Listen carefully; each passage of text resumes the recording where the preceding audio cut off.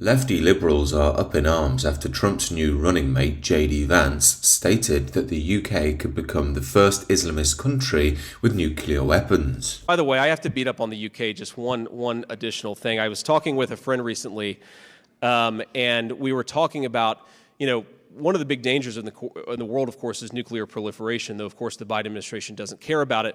And I was talking about, what is the first truly Islamist country that will get a nuclear weapon? And we were like, maybe it's Iran, maybe Pakistan already kind of counts. And then we sort of finally decided maybe it's actually the UK, since Labour just took over.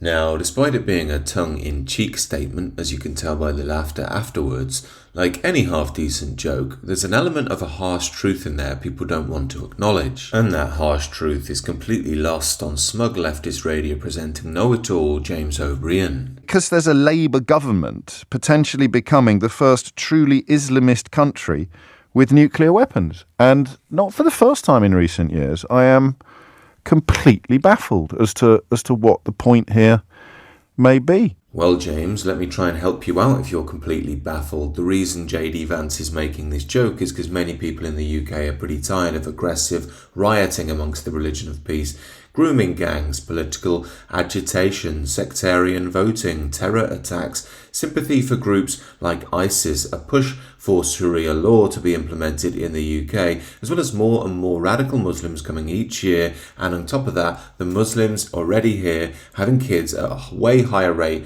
than the native people. Muhammad is the most popular name, of course. To compound matters, we also have an incredibly weak and pathetic government that's completely lost in the ideology of tolerance, equality and diversity. So while our new Deputy Prime Minister dismisses these Islamist UK claims, she ignores that she herself covers herself completely up when she goes to a mosque to speak to only men. Like the rest of her party, Angela Rayner despises Great Britain and its traditions. She believes they belong in the dustbin of history. Instead, she believes in a positive, progressive future where you welcome all sorts of supposedly marginalised groups from around the world, no matter how reactionary and fundamentalist their politics are. And this utter political naivety, or is it something else, completely allows mad situations like this. Here we have the green Islamic flag being waved above Marble Arch Station. Do you think the Met would be so charitable in allowing this if it was, say, a Tommy Robinson follower on St George's Day waving a massive England flag? I think we all know he'd be dragged down in a second, pepper sprayed, and then on the front of The Guardian the next day as they warn of a fascist takeover of the UK. But speaking to Mr Vance's quip, could the UK become an Islamist state with nuclear weapons at some stage? Well, for me, the short answer is no. And that's not because Islamist power isn't going to grow in the UK,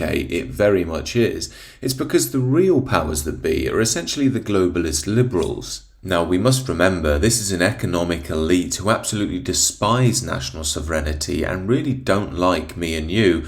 They don't really care if the UK is stocked with Muslims, Christians, atheists or what, as long as they go on board with the vision of the globalist liberal elite. What they prefer are mass multiculturalist style states as they're chaotic and much easier to govern. It's harder for people to find unity in such states. And as a cherry on top, they get to yell at you for being a stupid atavistic bigot while they can make out that they're some enlightened, rationalist, tolerant, moral person. This is why, for me, Balkanization in Britain is inevitable. But as I've said before, that may well be a good thing in some ways because it will allow us to reawaken a sense of who we are and the sort of way of life we want to live by. Yes, we'll be hated by the liberals, but they already hate us anyway, no matter what you do. Yet hate itself is quite a strong emotion, and it normally points to some sort of expectation that the world should be another way, maybe a lost love in there deep down. The way I see the modern left is a bit like an angry teenage girl that yells at her father